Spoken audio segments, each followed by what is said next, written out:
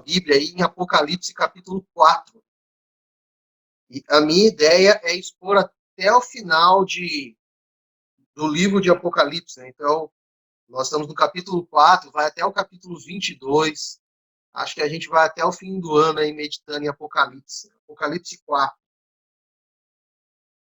que diz assim: Depois dessas coisas, olhei e diante de mim estava uma porta aberta no céu. A voz que eu tinha ouvido no princípio falando comigo com trombeta disse: Suba para cá e mostrarei a você o que deve acontecer depois dessas coisas. Imediatamente, me vi tomado pelo Espírito e diante de mim estava um trono no céu e nele estava sentado alguém. Aquele que estava sentado era de aspecto semelhante a jaspe e sardônio.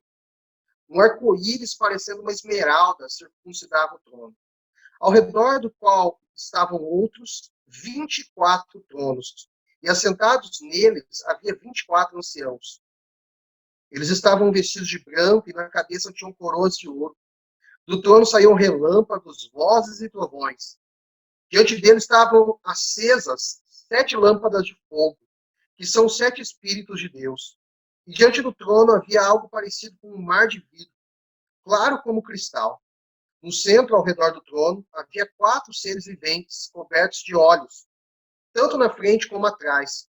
O primeiro ser parecia um leão, o segundo parecia um boi, o terceiro tinha rosto como de homem, o quarto parecia uma águia em voo. Cada um deles tinha 6 asas e era cheio de olhos, tanto ao redor como por baixo das asas. Dia e noite repetem sem cessar: Santo, Santo, Santo é o Senhor, o Deus Todo-Poderoso, que era, que é e que há de vir.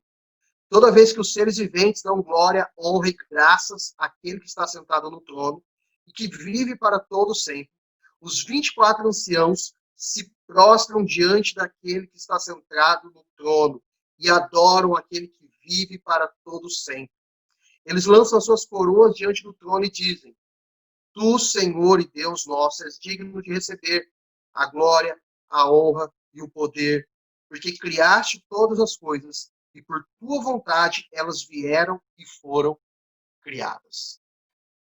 Quando eu começo a pensar em Apocalipse, eu começo a pensar naqueles medos que as pessoas têm de lidar com a palavra de Deus e de lidar especialmente com o Apocalipse. E o porquê algumas pessoas não entendem Apocalipse. A partir do capítulo 4 até o final do capítulo 20, ele vai repetir a mesma história 3 vezes. Então, a revelação que João repete vai ser mostrada para ele 3 vezes, de 3 formas diferentes, mas é o mesmo final. Não é o Você Decide da TV Globo, na onde a pessoa escolhe o final. É o mesmo final, mas em cada uma das 3 vezes que ela vai aparecendo, Deus vai acrescentando algo novo na visão, algo novo na ideia que ele vai apresentando. Quando nós nos deparamos com o capítulo 4 é o início disso. Então, veja bem, até o momento, Apocalipse 1 até o capítulo 3, a ideia estava basicamente naquilo que estava acontecendo nas igrejas da Ásia Menor. A partir do capítulo 4, é uma revelação futura de coisas que acontecerão. E também, ao mesmo tempo, é um vislumbre do céu e de como o céu é. O céu apresenta uma realidade muito específica e o texto vai mostrar isso para mim e para você. Eu sei que tudo que eu estou falando é difícil da gente entender de bate-pronto, mas conforme nós formos estudando o Apocalipse, meditando nele, extraindo lições para nós, isso vai ficando um pouquinho mais claro, tá bom? Então, o que a gente tem que entender em Apocalipse 4? É o começo da revelação que Deus dará para João em 3 partes.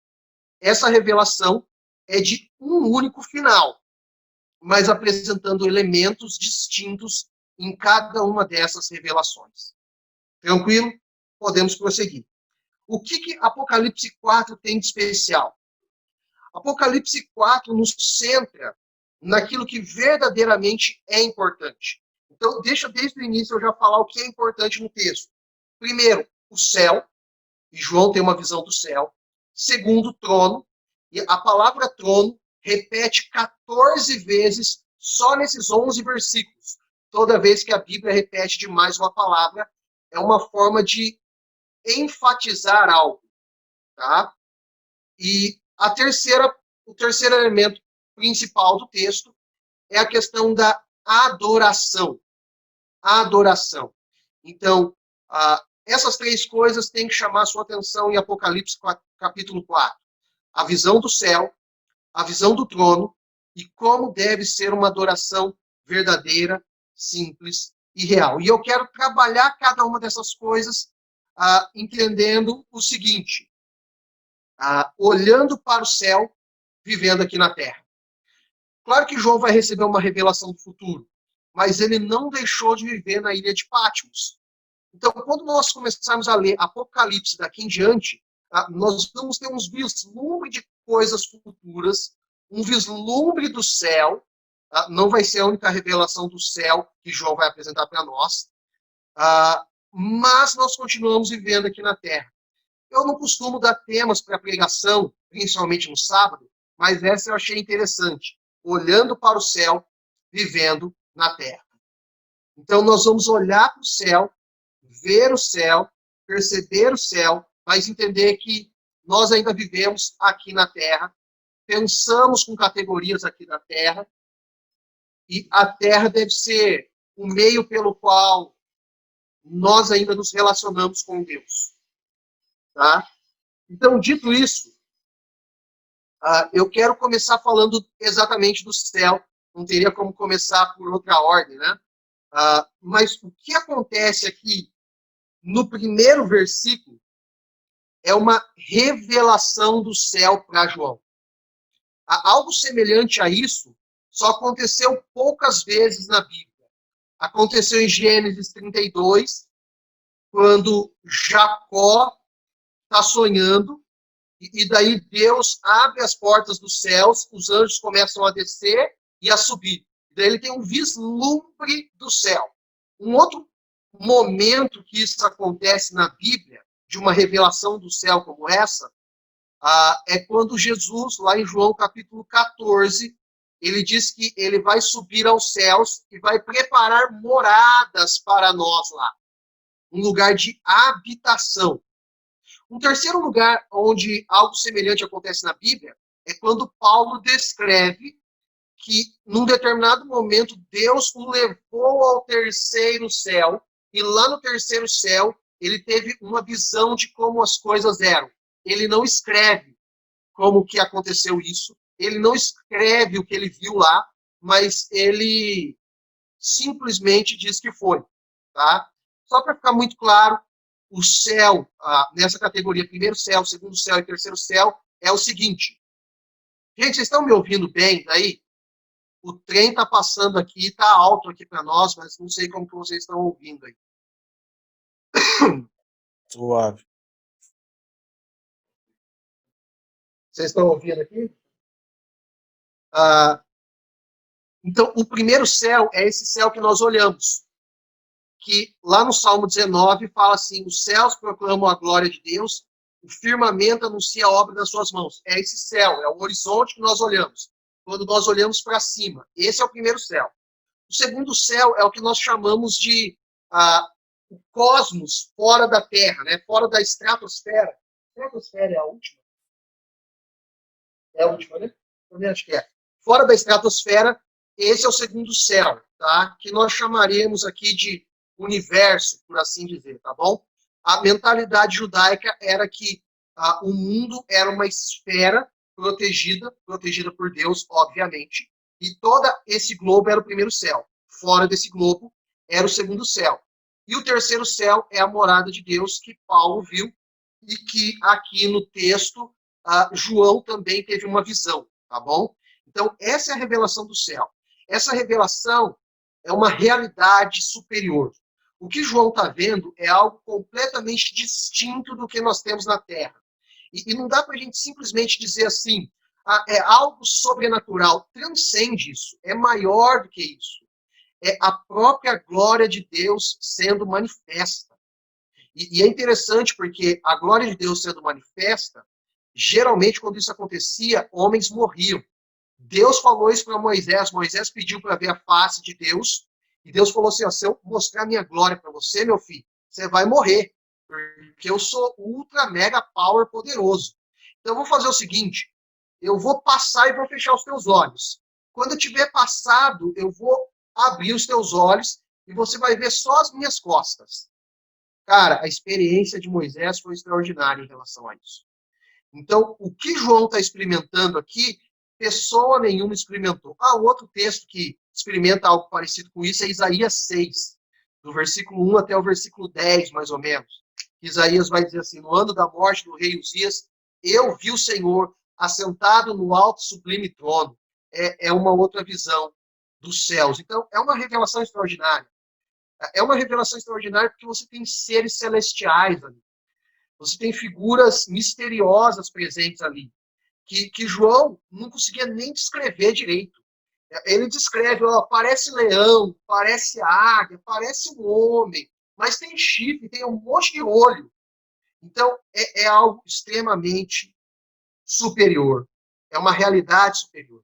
O que João está vendo é a morada de Deus. É o local onde Deus habita. E só para a gente lembrar, os salmistas e os profetas várias vezes nos lembram que o céu é o trono de Deus e os pés dele estão aqui na terra. É esse vislumbre que João está tendo. A morada de Deus, a habitação de Deus. No Antigo Testamento, o povo experimentou vislumbres da morada de Deus. A arca da aliança era um vislumbre da presença de Deus. Mas ele não era a arca, a presença dele não estava ali. Só simbolizava a presença dele. O tabernáculo do deserto também simbolizava a morada de Deus, mas não era. O templo também. Mas o que João está vendo é, em última essência, a morada de Deus e o próprio Deus. E é interessante que é essa voz que o guia para lá. O texto é muito claro, né? Ele ouviu a mesma voz que retumbava como uma trombeta. É interessante, e você precisa guardar isso, essa voz, como som de trombeta, já apareceu e vai aparecer mais vezes, e é o próprio Deus falando, é o próprio Deus ministrando, é o próprio Deus agindo. Essa voz guiou João, e essa voz continua a nos guiar e a nos conduzir. Nós precisamos ouvir essa voz, ficarmos atentos a essa voz, e não deixarmos momento algum que essa voz saia de perto de nós. Dentre todas as vozes que há no mundo, dentro de todas as vozes dos cantores mais belos que tem, e das cantoras mais belas que tem, não há voz nenhuma que se iguale à voz de Deus. Ela é tão extraordinária que João só podia compreender ela como trombeta. Mas é interessante que ele sabia exatamente o que estava dizendo. Suba para cá e mostrarei a você o que deve acontecer depois dessas coisas. Então, olha só. No capítulo 4, ainda não há vislumbres do porvir. Mas ele já está indicando que algo no futuro aconteceria, que Deus já sabia e que Deus iria mostrar tudo isso para ele. E é interessante, o texto não deixa dúvidas para uma mudança no tempo. Eu gosto de filme, vocês sabem disso, eu gosto de Vingadores, mas não daria para viajar no tempo e mudar as coisas. Não daria. O que Deus escreveu, o que Deus determinou, se cumprirá. E é sobre isso que ele estava revelando para João. Nós temos que descansar nessa realidade. Primeiro, de que ele continua falando conosco. Segundo, de que o que ele planejou vai se cumprir. Jó 42:2. Bem sei que tudo podes, e nenhum dos seus planos pode ser frustrado. Terceiro, qual é a nossa missão no meio de tudo aquilo que Deus preparou e separou para nós, que ele escreveu para nós. Essa realidade nós precisamos observar, entender, vivenciar e proclamar. Galera. Bom, então, em segundo lugar, se primeiro a gente falou da visão do céu, eu preciso falar da visão do trono. Como eu já mencionei, trono repete 14 vezes em 11 versículos. Dependendo da versão que você usa, vai diminuir um pouquinho para 13. Se você usa NVI como eu uso, vai diminuir para em torno de 7 ou 8, porque ele usa um estilo um pouquinho melhor para não ficar repetindo tantas as palavras. Mas essa ideia do trono, o trono é algo central nesse capítulo. Não é o céu, mas é o trono. E é interessante a gente perceber o trono, que o trono é um lugar de honra, é um lugar de status, é um lugar de poder. E quem está no trono é o próprio Deus. Então, ele é digno de honra, ele é alguém que tem status, ele é alguém que tem poder. Qual que é o problema de tudo isso? E para a gente entender essa centralidade do trono aqui. Lá em Gênesis 3, quando o pecado adentra na história humana, o que o diabo falou para Adão e Eva foi exatamente o seguinte: certamente vocês serão como deuses. O que a serpente está prometendo para Adão e Eva? Vocês vão sentar no trono, vocês terão honra, status e poder. Vocês terão uma majestade acima de tudo e de todos. Agora, qual que é o contexto de Apocalipse? O contexto de Apocalipse é uma igreja perseguida. Desde o início do cristianismo até o final do Apocalipse, a igreja está em perseguição. Perseguição dos judeus e, posteriormente, perseguição dos romanos. Os romanos já dominavam os judeus. O povo de Israel era vassalo, por assim dizer, de Roma. Mas o povo romano estava buscando o quê? Centralidade, honra, status e poder para eles. E deixa eu dar 2 exemplos de imperadores romanos que tentaram fazer exatamente isso. O primeiro deles é Nero. Nero é conhecido como um rei louco, um imperador louco. E por causa de algo muito simples, ele tacou fogo em Roma e culpou os cristãos. Qual que era o objetivo dele? O objetivo dele é que o poder dele se perpetuasse e ele ganhasse a simpatia do povo, culpando os cristãos, consequentemente perseguindo ele. O que ele queria? Se manter no poder, se manter no trono. O segundo imperador, o nome dele é Domiciano. E o Domiciano impedia... O Domiciano, ele começou a construir nas principais cidades do Império alguns totens. E esses totens eram relacionados ao imperador. E o que as pessoas faziam nesse totem? Se curvavam diante dele. Se curvavam diante do imperador. Algo muito parecido com o que acontece lá com o profeta Daniel. Tá? E os cristãos, obviamente, só adoravam o Deus verdadeiro e não se prostravam diante do imperador. Portanto, eles perseguiam. Mas era o quê? A sede, o desejo do homem por poder, por honra, por status. Gente, nada muito diferente dos nossos dias, tá? Nós buscamos ser o centro das nossas vidas. Nós buscamos sentar no trono da nossa vida.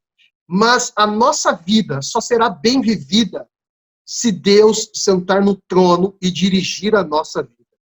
Dirigir a nossa vida. Então eu quero te dizer algo. Quem está sentado no trono, quem está reinando, esse alguém é Jesus. E o texto é muito claro em mostrar que esse Jesus, esse Deus sentado no trono, é alguém que merece. Ele merece porque ele é criador.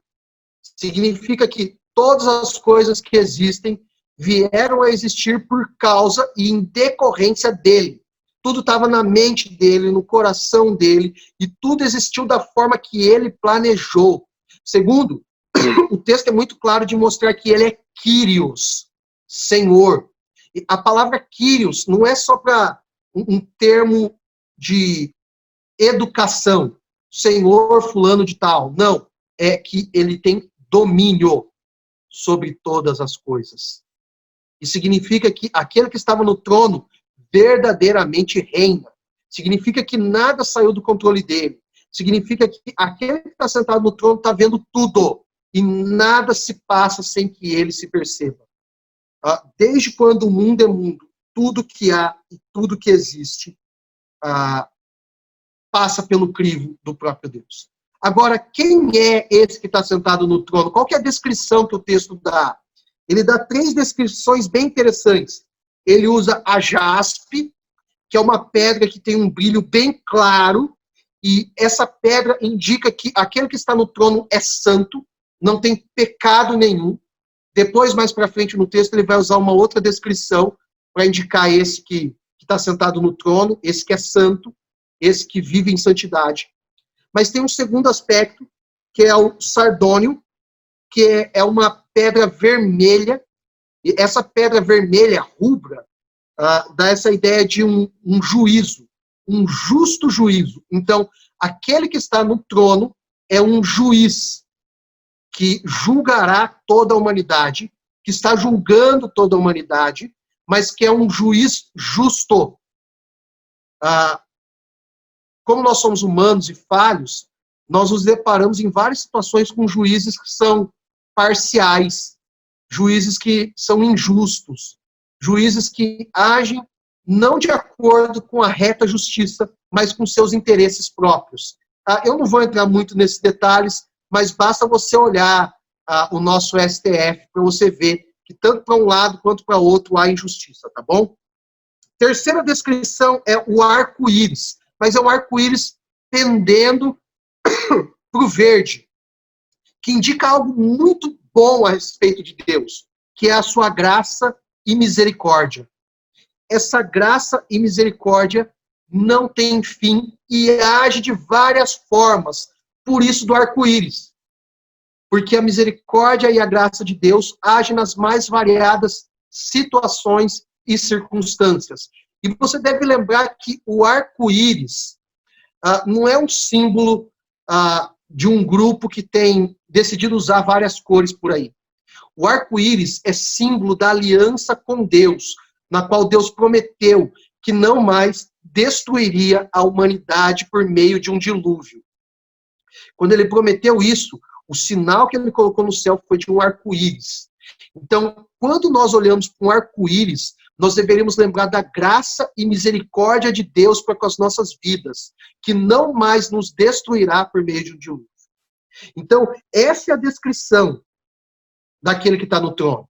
É muito interessante você ver um João registrando tudo isso para nós e percebendo esses detalhes de Deus, essa riqueza de Deus, né? Esses elementos todos aqui mostram que Deus não é alguém simples. Não é alguém que a gente pode simplesmente ir lá e esquadrinhar. Mesmo quando nós falamos de teologia, nós só podemos falar a respeito de Deus acerca daquilo que ele revelou. Então, isso daqui mostra para nós que Deus é muito maior do que nós pensamos, muito mais belo do que nós pensamos, muito mais ricos do que a descrição que nós fazemos. Então, tudo aquilo que eu falar aqui acerca de Deus, você tem que pensar que ele é ainda maior do que tudo isso. Maior do que tudo isso. Mas é interessante porque esse trono tem outros tronos no derredor dele. São 24 tronos no derredor.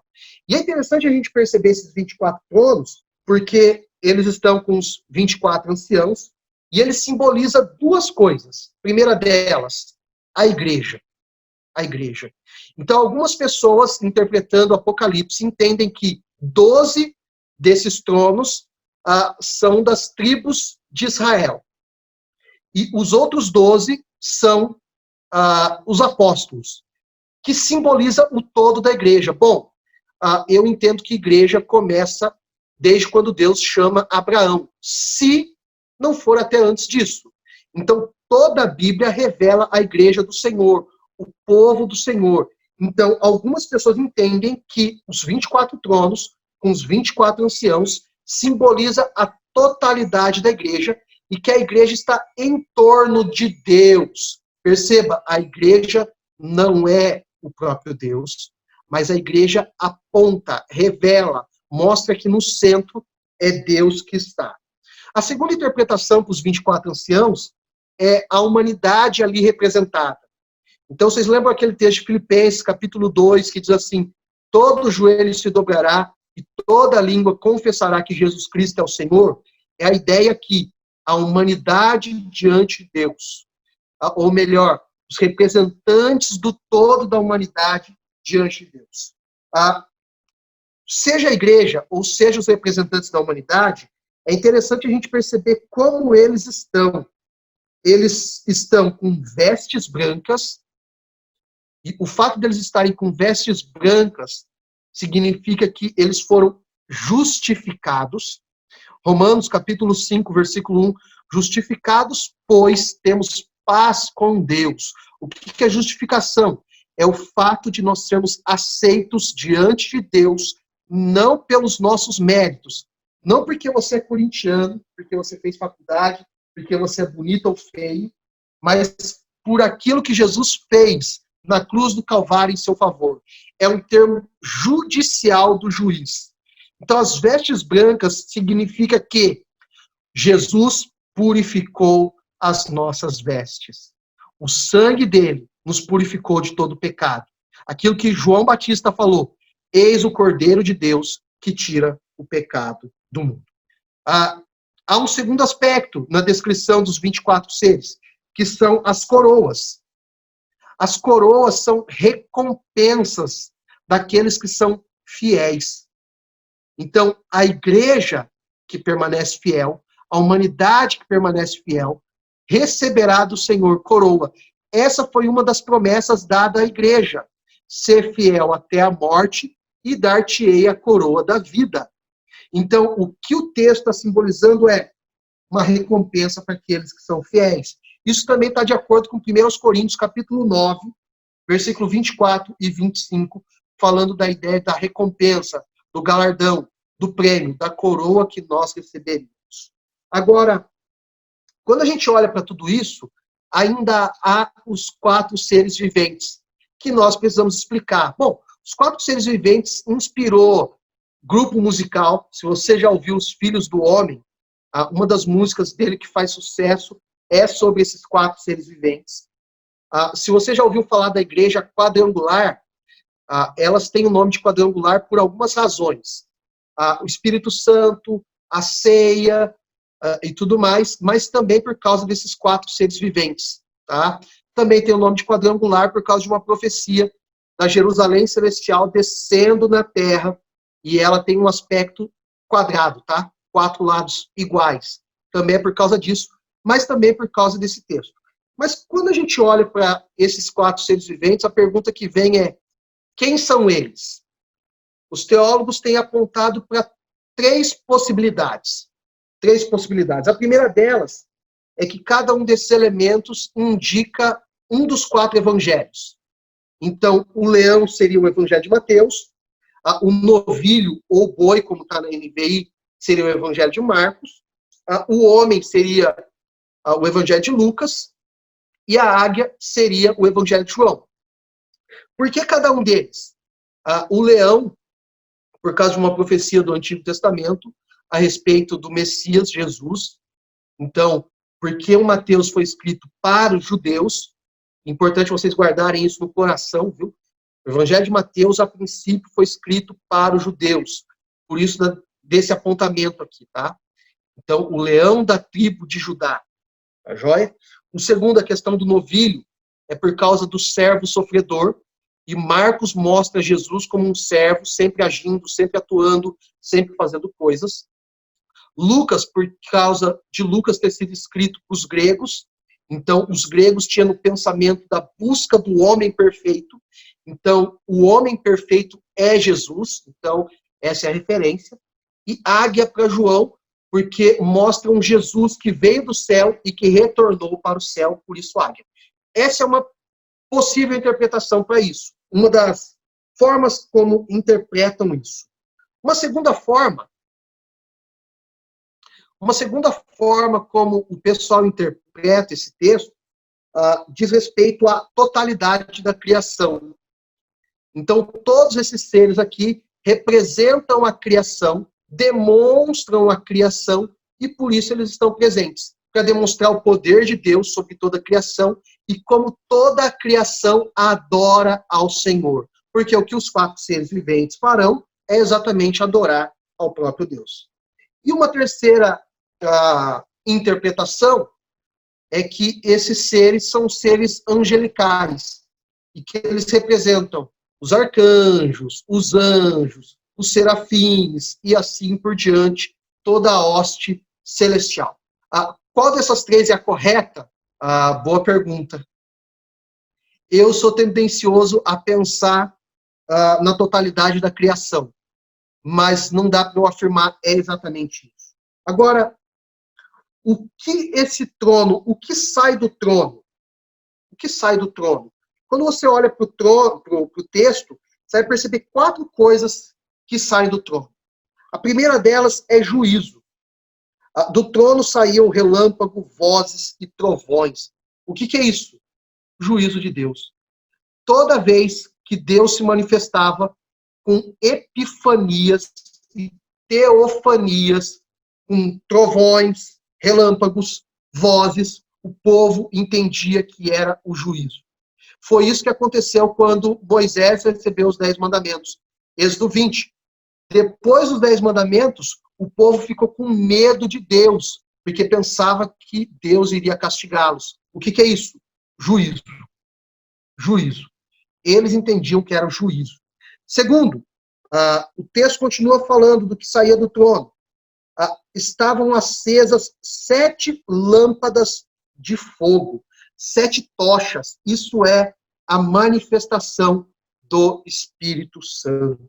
O Espírito Santo, ele tem várias formas de aparecer na Bíblia. E uma delas é por meio do fogo. Jesus fala isso, né? Eu vos batizo com água. Não, João Batista falou isso. Eu vos batizo com água, porém, virá aquele que vos batizará com o Espírito Santo e com fogo. Então, não são 7 espíritos. É o mesmo Espírito agindo de forma diferente na vida da igreja. Então, essas 7 tochas, relação com as 7 igrejas, relação com a totalidade da igreja do Senhor e o Espírito Santo agindo, atuando. Isso também está de acordo com Zacarias, capítulo 4, versículo 2, e também no versículo 6. Eu não estou lendo essas referências, mas você pode pesquisar aí depois, tá bom? A terceira coisa que sai do trono, um mar de cristal. E cristal aqui não é cor, mas é um elemento, é aquelas taças, tá bom? Então, é algo frágil, algo simples. Então, o que está saindo do trono de Deus para a totalidade da igreja, para toda a humanidade, é santidade. Santidade.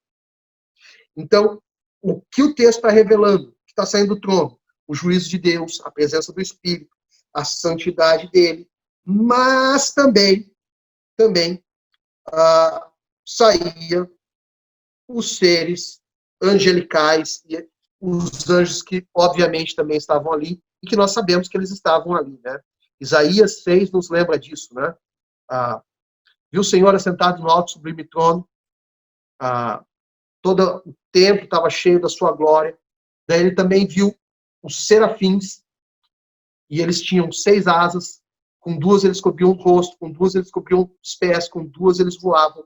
Então, nós sabemos, pela totalidade da Escritura, que ali também havia seres celestiais que saíam a partir de Deus para servir. Agora, o que todo esse povo que estava diante de Deus estava fazendo? O que os 4 seres viventes estavam fazendo? O que os 24 anciãos estavam fazendo? E, consequentemente, o que nós devemos fazer? Adoração. Adoração. Então, olha só,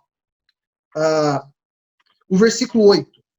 Cada um deles tinha 6 asas e era cheio de olhos, tanto ao redor como por baixo das asas. Dia e noite repetem sem cessar. Então, eles estão adorando e a adoração deles é infindável. Nós estamos aqui na terra e eles estão no céu adorando ao Senhor nesse momento. Eles estão lá, santo, santo, santo é o Senhor, o Deus Todo-Poderoso, que era, que é e que há de vir. Eles estão lá fazendo exatamente isso, adorando ao Senhor. Então, olha só, é uma adoração intencional, para a gente voltar na pregação da semana passada, e é uma adoração intencional. Eles estão fazendo isso o tempo todo, infindável, intensamente e intencionalmente. para ficar tudo em I, tá bom? É isso que nós temos que perceber. Como que deve ser a nossa adoração? A nossa adoração não deve ser uma música, mas deve ser o nosso estilo de vida diante do Deus Todo-Poderoso. Não deve ser uma dança, mas o todo da nossa vida diante do altar de Deus, diante do trono de Deus. Mas como que é essa adoração? Essa adoração é teocêntrica. Eles não estão adorando um ao outro. Eles não estão adorando o trono em si. Eles estão adorando a Deus. É teocêntrica. Como que deve ser a adoração nos dias de hoje? Deve ser uma adoração voltada para Deus. Só que nos dias de hoje, nós temos uma adoração ao ego. Nós somos ególatras. Nós idolatramos o ego. Nós idolatramos nós mesmos. Nós somos apaixonados por nós. Nós somos narcisistas. Nós nos amamos. Para quem assistiu, deve lembrar o Johnny Bravo. O Johnny Bravo é a descrição de alguém narcisista, de alguém que só se ama e que adora o próprio umbigo. Só que a adoração no céu é uma adoração teocêntrica. E além de ser uma adoração teocêntrica, é uma adoração com conteúdo excelente. É um bom conteúdo. É um bom conteúdo. O que eles estão adorando? Santo, santo, santo é o Senhor, Deus Todo-Poderoso, que era e que há de vir. Mas a adoração não para nos 4 seres viventes. Versículo 10. Os 24 anciãos se prostram. O que é adoração? Se curvar diante de alguém. A postura deles é uma postura de adoração. Eles não estão soberbos, arrogantes, com o peito estufado. Eles se prostram, eles se ajoelham, eles colocam a boca no pó. E daí eles vão dizer também. E eles lançam as suas coroas diante do trono. Eles renunciam a eles mesmos. Eles renunciam à glória deles, para a glória de Deus ser reconhecida. E eles dizem, tu, Senhor e Deus nosso, és digno de receber a glória, a honra, o poder, porque criaste todas as coisas e por tua vontade elas existem e foram criadas. Você tem um bom conteúdo na adoração. Eles reconhecem o senhorio de Deus. Eles vão falar, tu, Senhor, Senhor nosso. E ele vai dizer, Deus nosso. É reconhecimento de que eles são menores, de que Deus é maior, que é sobre eles. O segundo é uma ideia de pertença. Eles falam, Senhor e Deus nosso. Isso significa não que Deus seja nossa propriedade, mas que nós somos propriedade de Deus. Vós sois raça eleita, sacerdócio real, nação santa, povo de propriedade exclusiva de Deus. 1 de Pedro, capítulo 2, versículo 9. Além disso, o conteúdo dessa adoração tem elogios. A glória, a honra, o poder. O Senhor é digno de receber tudo isso. Ele é santo. Então, como que a gente adora Deus? A gente elogia Ele. E perceba, não é bajulação, porque começa com quem Deus é. Ele é tudo isso. Então, não é bajulação. É um expressar da verdade de quem Deus é. É um reconhecimento de Deus. Quem Ele é, a sua majestade, a sua glória, o seu poder. E também é uma dependência em relação a Ele. Então, uma visão do céu, uma visão do trono, deve nos levar à adoração ao Deus verdadeiro. Aquilo que Ele fez em nosso favor deve nos levar a adorar aquele que vive e reina. Uma realidade de uma compreensão daquilo que Jesus fez na cruz em nosso favor deve nos levar a adorar a Ele. Adorar a Ele. Não adorar aquilo que Ele pode nos dar ou aquilo que Ele tem nos dado, mas adorar quem Ele é. Então eu tenho 4 aplicações para encerrar e eu vou falar elas, só mencionar, não vou ficar falando muito delas, tá bom? A primeira, nós precisamos viver uma vida a partir da realidade do céu. Nós somos demasiadamente humanistas, existencialistas, materialistas. Agora, quando nós olhamos para o céu e vivemos a partir dele, coisas começam a mudar na nossa vida e na nossa história. Segundo, Deus reina sobre tudo e sobre todos. Deus reina sobre tudo e sobre todos. O Salmo 96 diz que o Senhor reina do seu trono. O reinado de Deus é algo que aparece na Bíblia como um todo. Nós devemos lembrar exatamente disso. E Deus reina, inclusive, sobre as forças malignas. Lutero, defendendo essa tese, dizia que o diabo é o diabo de Deus. Significa que o diabo não pode fazer nada sem que Deus não saiba, sem que Deus não deixe ele fazer. Então, até o diabo está sob a influência dele. Jó nos lembra exatamente disso, né? O diabo se apresenta diante de Deus e Deus pergunta para ele: viste o meu servo Jó? Daí, o que o diabo vai fazer na vida de Jó foi porque Deus permitiu. Porque Deus permitiu. O Calvino fala que o diabo é o cão de Deus. O cão de Deus. Terceira aplicação. Uma vida de adoração é a melhor escolha. A melhor escolha. Se você vai adorar alguém, então que você adore alguém muito melhor do que você. Porque se você olhar para o seu coração, você vai perceber que você é cheio de falhas, cheio de erros, cheio de pecados. E que, na realidade, você tem muito mais pecado do que você imagina, pensa ou sonha. Tá bom? O Hernandes Dias Lopes propõe um cálculo para isso. Imagine que você peca por pensamento, e a Bíblia fala que nós pecamos por pensamento. E que se você peca por pensamento 3 vezes no dia, 3 vezes no dia, pode parecer pouco, né? Então, você não xingou alguém, mas na sua mente você xingou. Você não se deitou com uma mulher que não era sua, mas na sua mente você fantasiou isso. Você não mentiu para ninguém, mas no seu coração você viu uma mentira. 3 vezes. 3 mentiras. 3 mentiras. Se você continuar fazendo isso, em uma semana, você tem 21 pecados.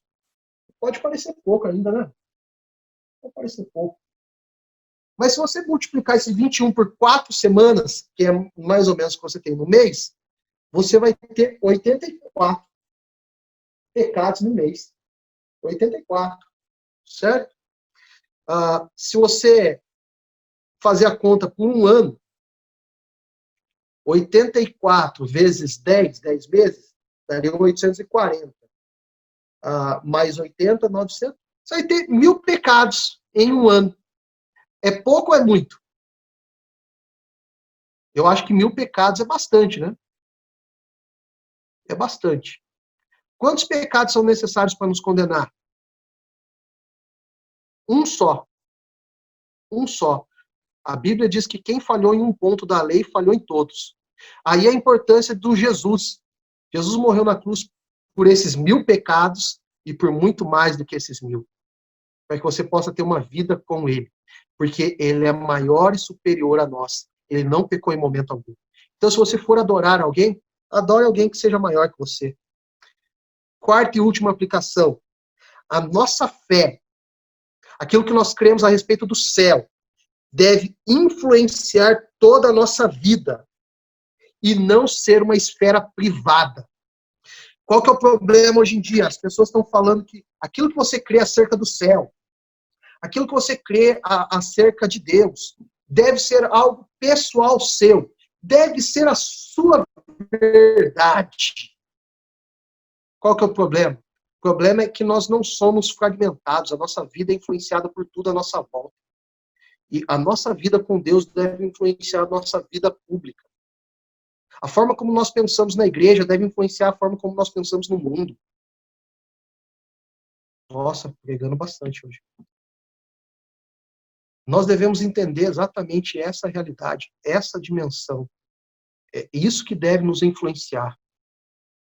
A nossa mente, o nosso coração, precisa entender a realidade de que aquilo que nós recebemos de Deus é para a nossa vida como um todo, e não só para parte dela.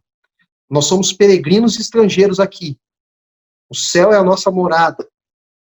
Mas, enquanto nós estamos aqui, nós somos influenciados pela mente celestial, pela visão que nós temos do céu. João viu o céu e nunca mais agiu da mesma forma como ele agia antes. Nós não temos uma epifania de Deus aqui, mas nós temos a palavra da descrição de como é o céu. Quando nós olhamos para isso, deve influenciar como nós vivemos no nosso mundo hoje. Você não é alguém que tem a sua verdade. Você é alguém que tem a verdade última. Porque a verdade de algumas pessoas por aí pode ser mentira, mas a verdade de Deus é a verdade ontológica de tudo aquilo que existe, tudo aquilo que há. O texto é muito claro. Todas as coisas que existem, existem por causa dele. Amém? Vamos orar? Deus, eu te louvo pelo tempo que nós tivemos aqui, Pai. Foi um tempo especial e precioso. Que o Senhor molde o nosso coração, molde a nossa vida a partir da realidade do céu. E que possamos viver a partir dessa realidade, dessa dinâmica, dessa dimensão. Nós não queremos viver vidas vazias, nulas, fracas, tristes. Nós queremos viver a vida que o Senhor nos separou para vivermos. Nos ajuda.